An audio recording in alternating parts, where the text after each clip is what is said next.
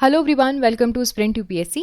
So we are discussing class 11's history of Tamil Nadu board and we are on chapter 4 Jainism and Buddhism. So basically ये होने वाला है एक summary chapter जिसमें हम ये जो चैप्टर है चैप्टर 4 उसको समराइज करके एक क्विक रिवीजन करेंगे. ये पूरा चैप्टर 4 जैनिज्म एंड बुद्धिज्म हमने 2 पार्ट्स में कंप्लीट किया है और वो पार्ट्स आप जाकर देख सकते हैं. I will recommend go and first watch these parts first and then come here and watch the summary portion.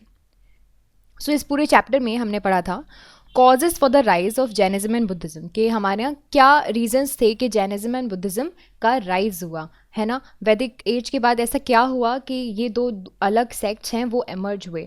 And then we will discuss about the Jainism and Buddhism completely, यानी कि life of Varthaman Mahavir, उनकी teachings कैसे spread हुआ Jainism वो सब, और Buddhism में life of Buddha, उनकी क्या टीचिंग्स थी, कैसे स्प्रेड हुआ, काउंसिल्स के बारे में क्या कॉजेस था उसके डिक्लाइन के, और तो और क्या कंट्रीब्यूशन था बुद्धिज्म का इंडियन कल्चर में. So this is discussed in this entire chapter.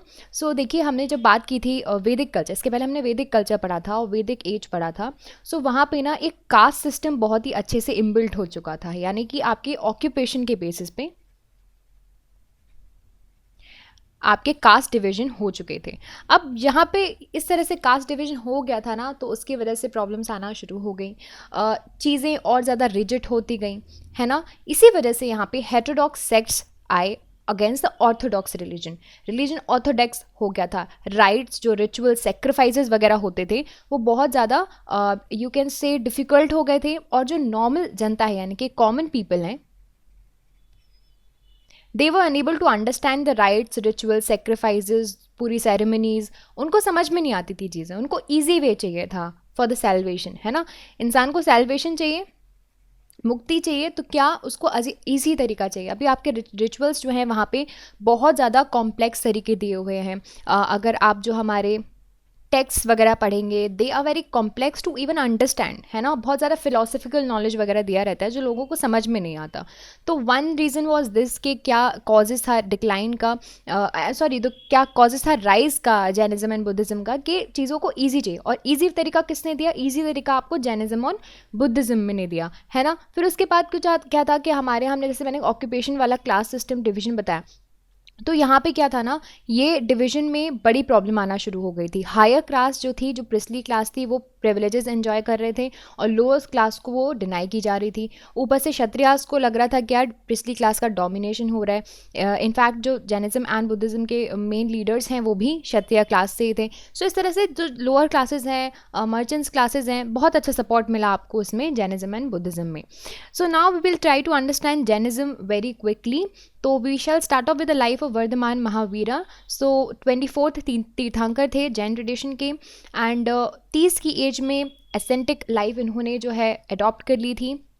फिर उसके बाद 12 सालों तक घूमे, वंडर किया in the search of knowledge, in the search of in fact the kaivalya gyan, है ना. केवल्य ज्ञान के सर्च में वो घूमे और फिर फाइनली 13th ईयर में उनको मिला केवल्य ज्ञान थ्रू पिनिन्स. फिर उसके बाद महावीर को बोलने लगे हम महावीर, और यू कैन से जिना, उसी से आपका जो वर्ड है जैनिज्म आया है. उसके उनके जो भी फॉलोअर्स होंगे उनको उनको जैनिज्म के फॉलोअर्स बोला जाएगा. फिर उसके बाद उन्होंने जो अपनी डॉक्ट्रिन्स है 30 साल तक प्रीच की. At the age of 72 he died at Pava near Rajgriha. उनके टीचिंग के 3 प्रिंसिपल थे: right faith, right knowledge, right conduct. इनके बारे में डिटेल में हम ऑलरेडी पढ़ चुके हैं, आप सेक्शन में पार्ट 1 में जाके देख सकते हो. फिर देखिए इसका स्प्रेड कैसे हुआ. स्प्रेड हुआ थ्रू संघ. इन्होंने संघ ऑर्गेनाइज की अपनी टीचिंग को स्प्रेड करने के लिए. संघों में मेन वुमेन दोनों थे, और मॉन्क्स भी हुआ करते थे और नॉर्मल फॉलोअर्स भी हुआ करते थे. तो किसी भी तरह का यहाँ पे डिवीजन नहीं था, कोई भी एडमिट किया जा सकता था. फिर उसके बाद स्प्रेड आपको मेजरली देखने मिला वेस्टर्न इंडिया में, कर्नाटका में. फिर उसके बाद कुछ मेजर लीडर्स हैं जैसे कि चंद्रगुप्त मौर्य. फिर उसके बाद Kharavela of Kalinga, royal dynasties of south India, और जैसे कि गंगाज, कदम्बास, चालुक्याज, राष्ट्रकूटाज ने जैनिज्म को काफ़ी अच्छे से पैटर्नाइज किया. फिर उसके बाद फर्स्ट जैन काउंसिल जो थी वो आपको पाटलिपुत्रा में देखने मिली यहाँ पे ध्यान, इस वक्त तक आपके जैनिज्म 2 सेक्ट में डिवाइड हो चुका था, श्वेतांबर्स एंड दिगंबर्स, है ना, 2 सेक्ट्स में जो है डिवाइड हो चुका था। अब यहाँ पे आपके जो काउंसिल्स थी उस तरह से हुई। सेकेंड जो थी वो वालाबी में हुई। फिर उसके बाद फाइनल कंपाइलेशन जो जैन लिटरेचर का हुआ, जिसको बोला जाता है 12 अंगाज, वो आपको सेकेंड जैन काउंसिल में देखने मिला। Now talking about Buddhism. अब बुद्धिज़्म की बात करें तो of course the father and the founder of the Buddhism is the Gautam Buddha, और उनको पहले बोला जाता था सिद्धार्थ। 567 BC में इनका जन्म हुआ, लुम्बिनी नेपाल में इनका जन्म हुआ। एट द एज ऑफ 13 उनकी शादी हो गई and he married to Yashodhara. फिर उनका जो है एक सन भी था राहुल नाम से। ही एक्चुअली उन्होंने ये जो लाइफ है यानी कि अपने सारे जो मटीरियलिस्टिक लाइफ आप समझ लीजिए, वो सारी चीज़ें छोड़ दी।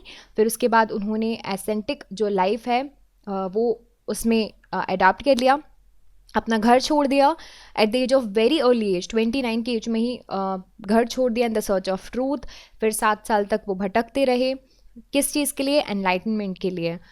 फिर उसके बाद लास्ट में बोधि ट्री, बड़ा ही फेमस ट्री बोध गया में जो सिचुएटेड है, वो वहाँ पर बैठे और उनको वहाँ पे with and he did the intense penance and after which he got the enlightenment, जिसको आप यूजुअली बोलते हैं निर्वाण और निर्वाणा, ठीक है। At the age of 35 he got the nirvana. फिर उसके बाद से उनको बुद्धा बोलने लगे, बुद्धा यानी कि बुद्ध, यानी कि the one who is enlightened. So उसके बाद ये अपनी जो चीज़ें हैं वो कैसे स्प्रेड करते हैं? सेरेमन से स्प्रेड करते थे, सारनाथ में, बनारस में। फिर उसके बाद 45 ईयर्स की like in the next 45 years he led to the life of preacher. फिर उसके बाद he died at the age of 80 at Kushinagar. उनके जो टीचिंग्स हैं उनके बारे में देख लीजिए। 4 नोटेबल ट्रूथ जिसके सर्च में वो निकले थे उनको मिल गए। पहला ट्रूथ है the world is full of suffering, the world is full of suffering. And ये सफरिंग का कॉज क्या है? डिज़ायर्स। डिज़ायर्स सारी सफरिंग का कॉज है। अगर आपको सफरिंग से निकलना है तो अपनी लाइफ से डिज़ायर्स ख़त्म करनी पड़ेंगी। और डिज़ायर्स को कैसे ख़त्म करोगे? By following 8 fold path. अब 8 फोल्ड पाथ क्या है? ये है right view, right resolve, right speech, right conduct, right livelihood, right effort, right mindfulness and right concentration. So this is how he defined the 8 fold path. फिर उसके बाद spread कैसे हुआ? देखिए उनके 2 तरह के डिसाइपल्स थे। अपने डिसाइपल्स के थ्रू ये भी यहाँ पे संघ जो है कंडक्ट करवाते थे। एक थे जो कि भिक्षुस थे और दूसरे थे उपासिकास थे। भिक्षुस यानी कि मॉन्क्स और उपासिकास यानी कि जो नॉर्मल आपके वर्शिपर्स होते हैं। यही संघ जो को है ऑर्गेनाइज करते थे। उनके बहुत ही अच्छे एफर्ट्स के साथ आपको बुद्धिज़्म जो है आज की डेट में इतना स्प्रेड मिला है। इन्होंने रैपिडली ये जो बुद्धिज़्म को है स्प्रेड किया नॉर्थ इंडिया में। And Magadha, Kosala, Kaushambi and several republican states of north India, उन्होंने ये जो रिलीजन है उसको एम्ब्रेस किया। About 200 years after the death of Buddha, modern emperor Ashoka ने इनके जो बुद्धिज़्म को है वो बहुत ही अच्छे से फ्लरिश किया। उन्होंने बहुत सारे क्रिएशन करवाए। फिर उसके बाद इनके जो एक्चुअली एफर्ट थे अशोक के, वो थे बेसिकली मिशनरी एफर्ट्स थे। उनको स्प्रेड करना था वेस्ट एशिया में, साइलेंट में, जो कि आपको श्रीलंका है वहाँ पे। फिर उसके बाद बुद्धिस्ट काउंसिल के बारे में बात कर लेते हैं। बड़ी इंपॉर्टेंट काउंसिल है। पहली काउंसिल आपको राजगृह में कंडक्ट करवाई गई थी। सेकंड काउंसिल आपकी कंडक्ट हुई थी वैशाली में।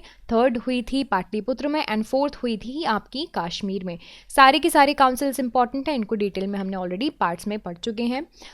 Let's now understand causes of decline of Buddhism in India, कि क्या कॉजेज रहे। तो पहली बात तो क्या है ना, ब्राह्मणिज्म का जो है रिवाइवल हो चुका था इस समय तक, तो बुद्धिज्म की थोड़ी पॉपुलैरिटी घटती नज़र आ रही थी। फिर उसके बाद use of Pali was given up.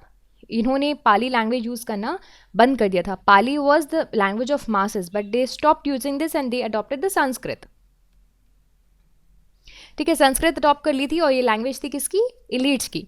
सो इस वजह से भी डिक्लाइन का रीज़न बोला जाता है। फिर उसके बाद महायान, जो एक्चुअली बुद्धिज़्म के 2 सेक्ट्स हो गए थे, हीनयान एंड महायान। सो जब महायान आया तो इन्होंने ना आइडल वर्शिप और जो है गॉड्स को ऑफरिंग देना शुरू कर दिया।